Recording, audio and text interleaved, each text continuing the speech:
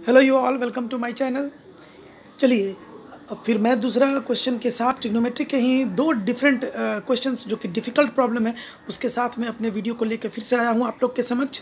और ये class NCERT का है, क्लास 10 के एनसीईआरटी के बुक का है और ट्रिग्नोमेट्री टॉपिक से मैंने चुना है। लेकिन हाँ, ये मेथड जो है वो डिफ़िकल्ट मेथड से नहीं है। मैं कोशिश कर रहा हूँ कि इसको ईजी मेथड से बता रहा हूँ अभी आपको।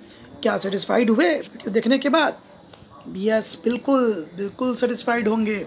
चलिए स्टूडेंट्स, अब हम लोग चलते हैं। लेकिन हाँ, 2 मिनट स्टूडेंट्स, मेरे चैनल को आप लोग सब्सक्राइब करें।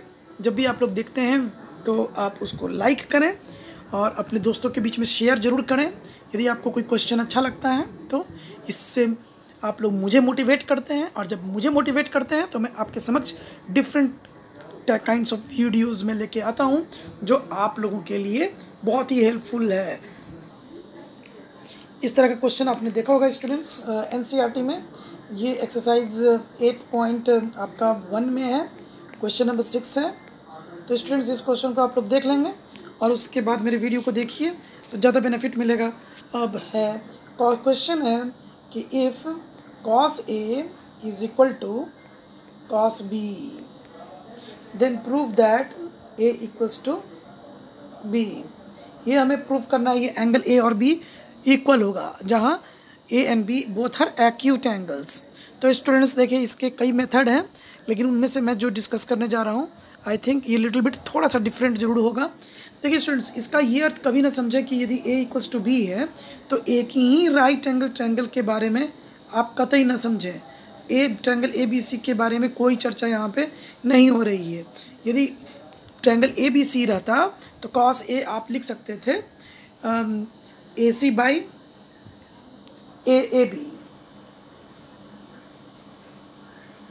और cos B जब लिखने की बात होती तो आप लिख सकते थे BC बाई AB।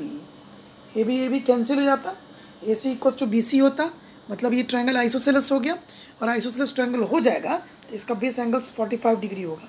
लेकिन यहाँ पे मैं फिर से आप लोग को ऑब्जेक्ट करूँगा because in this question of NCERT it is not written that in a same triangle ABC you have to take cos A is equal to cos B। No, so we have to consider that both are in different triangles. चलिए मैं 2 triangle पहले बना लेता हूँ और target आप लोग को पता हो चुका है। अब मैं cos A और cos B को मैं लेके मैं बढ़ूँगा और इसकी मदद से मैं A को B के बराबर करने जा रहा हूँ। स्टूडेंट्स देखिएगा, सबसे पहले एक राइट एंगल ट्रायंगल ले लेंगे और इस राइट एंगल ट्रायंगल में मैंने यहाँ पे एंगल A लिया और दूसरे राइट एंगल ट्रायंगल में मैं यहाँ पे B लिया। और स्टूडेंट्स मैं बाकी के एंगल्स को मैं नहीं लिखने जा रहा हूँ, लेकिन हाँ the length of the sides मैं एज्यूम करने जा रहा हूँ, ठीक है ना। एंगल A के सामने का साइड को मैं स्मॉल a से रिप्रेजेंट करता हूँ, B के सामने के साइड को स्मॉल b से रिप्रेजेंट करता हूँ। देखिए इस ट्रायंगल का मेरा दोनों ट्रायंगल का एक साइड मैंने एज्यूम कर चुका है। अब देखिए बाकी के जो 2 पेयर ऑफ साइड्स हैं उसको भी मैं एज्यूम करने जा रहा हूँ। इसके हाइपोटेन्यूज को P यदि लिखता हूँ तो इसके हाइपोटेन्यूज को मैं Q से रिप्रेजेंट कर रहा हूँ। यदि इसका जो नीचे वाला जो बेस है वो मैं X से रिप्रेजेंट कर रहा हूँ, इसके बेस को मैं Y से रिप्रेजेंट कर रहा हूँ। तो स्टूडेंट्स अब आप लोग को समझ में आ रहा होगा कि हमें आखिर करना क्या है। अब मैं आगे बढ़ा के बात करने जा रहा हूँ। 1 मिनट। चलिए तो देखिए स्टूडेंट्स, जब हम cos A की बात करें फर्स्ट वाली फिगर में जिसमें एंगल A है तो हम इसमें आसानी से लिख सकते हैं हम x बाई P। और दूसरे वाली फिगर में cos B की बात करें तो हम आसानी से लिख सकते हैं y बाई Q। यदि मैं क्रॉस मल्टीप्लिकेशन करूं तो x by y is equal to P by Q। मतलब सबसे पहले P को हम यहाँ ले आते हैं, P मल्टीप्लाई में हो जाता है, लास्ट में y को उठा के हम उधर ले जाते हैं तो y नीचे चलाता है P की जगह पर और यहाँ पे P बाई Q बचता है। तो स्टूडेंट्स अब आप देख सकते हैं कि ये हमारा एक इक्वेशन आ चुका है। This is our first equation. और अब चलिए स्टूडेंट्स, यदि cos A is equal to cos B है तो ट्रिग्नोमेट्री के आइडेंटिटी से आप लोग जान सकते हैं कि cos square A is equal to cos square B होगा।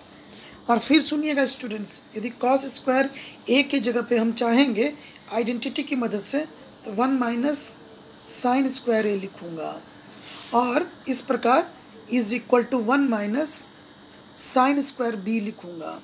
और जैसे ही 1 1 कैंसिल होता है फिर माइनस को भी कैंसिल कर सकते हैं, तो ये हमारा result sine square A equals to sine square B आ जाता है। स्टूडेंट्स ये रिज़ल्ट हम लोग को यहाँ पे मिलता है, और जब हम स्क्वायर को कैंसिल कर लेते हैं तो हमारा sine A equals to sine B. Students याद रखिएगा, sine square A plus cos square A का वैल्यू 1 होता है, उसी से मैंने ये वैल्यू कॉस स्क्वायर ए की जगह पर लिखा है, और कॉस स्क्वायर बी की जगह पर 1 माइनस साइन स्क्वायर बी उसी आइडेंटिटी की मदद से मैंने लिखा है। चलिए अब हमारे पास रिज़ल्ट आ चुका है, उस रिज़ल्ट से मैं आगे बढ़ता हूँ। हमारा रिज़ल्ट आ चुका है sine A is equal to sine B. देखिए स्टूडेंट्स, इसी रिज़ल्ट से हमारा sine A equals to sine B आ चुका है। तो साइन ए की जब बात करेंगे तो ए बाई पी होगा, और साइन बी की जब बात करेंगे तो बी बाई हमारा क्यू होगा। और जब यहाँ से हम जब क्रॉस मल्टीप्लिकेशन कर लेते हैं बी को यहाँ और पी को वहाँ, तो देखिए स्टूडेंट्स हमारा एक रिज़ल्ट सामने आ जाता है, वो होता है A by B is equal to P by Q. ये हमारा सेकंड इक्वेशन है। तो स्टूडेंट्स ये ध्यान दीजिएगा कि फर्स्ट इक्वेशन भी पी बाई क्यू के बराबर में है, और सेकंड इक्वेशन भी हमारा पी बाई क्यू के बराबर में है। मतलब हमारा क्या रिज़ल्ट निकला वो मैं अब लिखने जा रहा हूँ, x by y is equal to P by Q is equal to A by B. अब स्टूडेंट्स अब आप लोग को मैं बता दूं कि ये ट्रायंगल का रूल है, ये सिमिलर ट्रायंगल का ये रूल है जिसे हम लोग बोलते हैं एस एस एस क्राइटेरिया।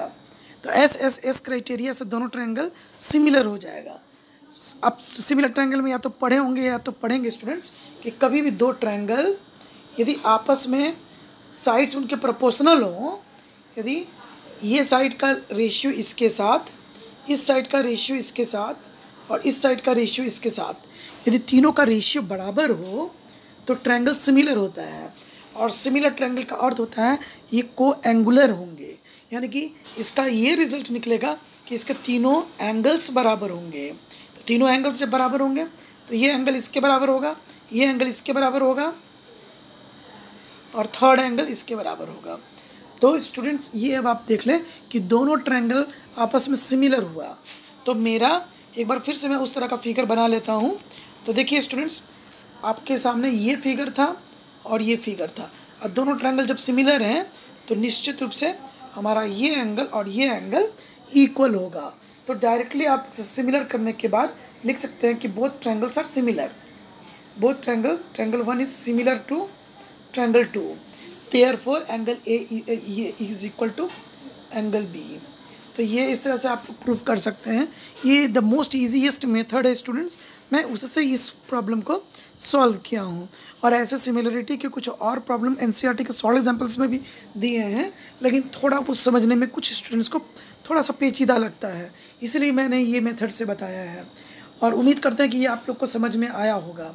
चलिए अब हम एक्सरसाइज 8.4 की बात करें। तो 8.4 के एक्सरसाइज के क्वेश्चन नंबर 1 में दिया हुआ है कि साइन ए का वैल्यू, सेक ए के वैल्यू, फिर उसके बाद कॉसेक ए के वैल्यू, सारे ट्रिग्नोमेट्रिक रेशियो को आप कॉट ए के टर्म में एक्सप्रेस कीजिए, in the term of cot A. तो स्टूडेंट्स इसमें भी प्योर आइडेंटिटी का यूज़ होता है, लेकिन हम बता दें आपको, मैं बिना आइडेंटिटी की मदद से आप लोग को बताने जा रहा हूँ सिंपल सा मेथड जो आप लोग पहले से जानते हैं। इसमें स्टूडेंट्स किसी भी टी रेशियो को किसी भी टी रेशियो के फॉर्म में आप एक्सप्रेस कर सकते हैं।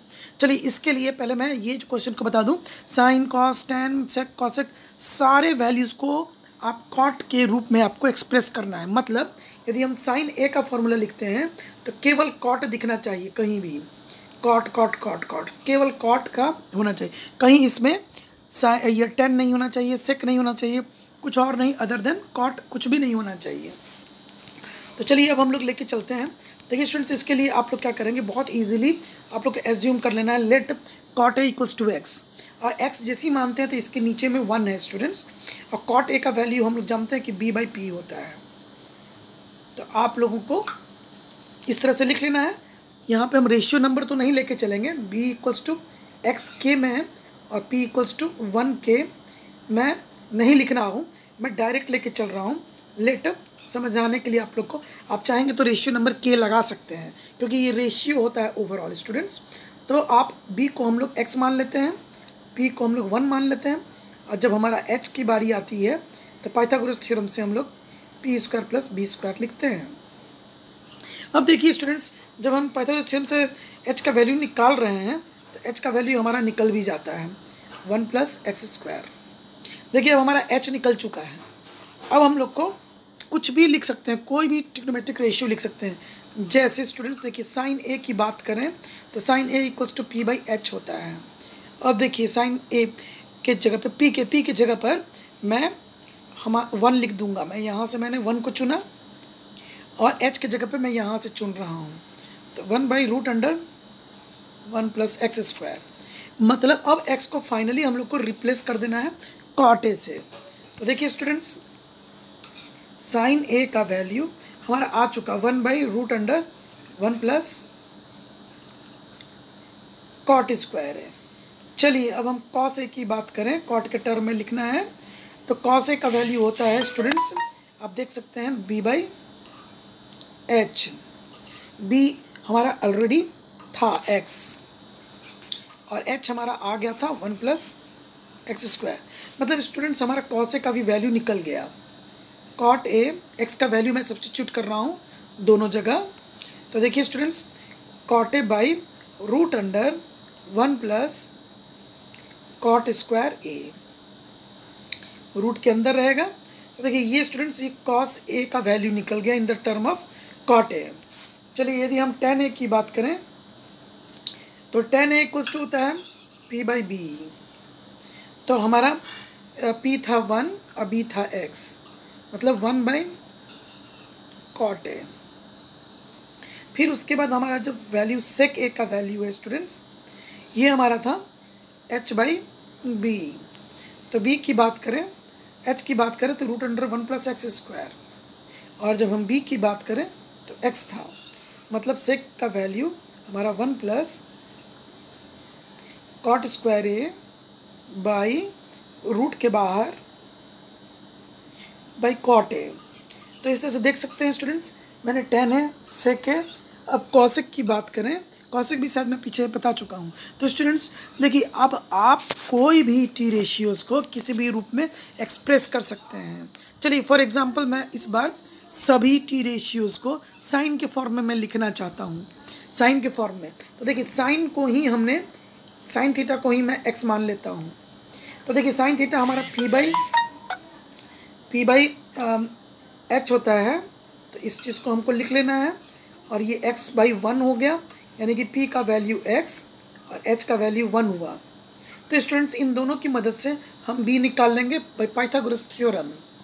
तो होता है हमारा h² + -p²। तो पाइथागोरस थ्योरम से हमारा h का वैल्यू 1 - x² निकल गया। तो देखिए अब h हमारा अब हमारा b निकल गया है, और अब हम अलर्ट हैं सारे टी रेशियोज़ के फार्मूला को लिखने के लिए in term of sine theta.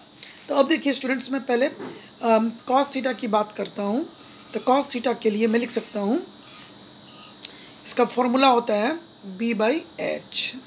तो देखिए स्टूडेंट्स, b के जगह पे b का वैल्यू हमारा आया हुआ है, तो √1 - x² बाई, और h हमारा वैल्यू 1 है, तो इसके नीचे 1 लिख देंगे, यानी कि यही हो गया हमारा cos थीटा का वैल्यू। लेकिन x को वापस रिप्लेस कर देना होगा साइन थीटा से स्टूडेंट्स।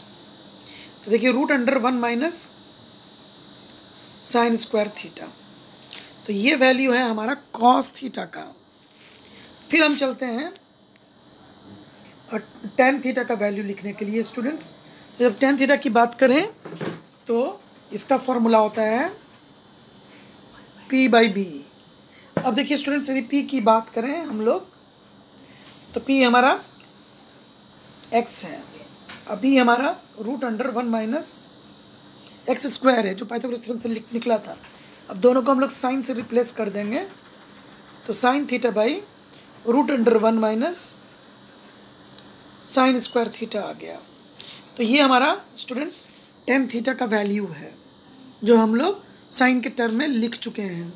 यदि हम कॉट थीटा की बात करें तो ये ठीक उल्टा हो जाएगा, cot theta equals to root under 1 minus sine square theta by sine theta. इसी तरह से हम यदि सेक थीटा की बात करें तो 1 by root under 1 minus x square हो जाएगा। यदि हम कॉसेक थीटा की बात करें तो ये हो जाएगा आपका 1 बाई साइन थीटा। ये आप लोग निकाल लेंगे स्टूडेंट्स, उसी तरह से पी बी एच करके लेके चलेंगे।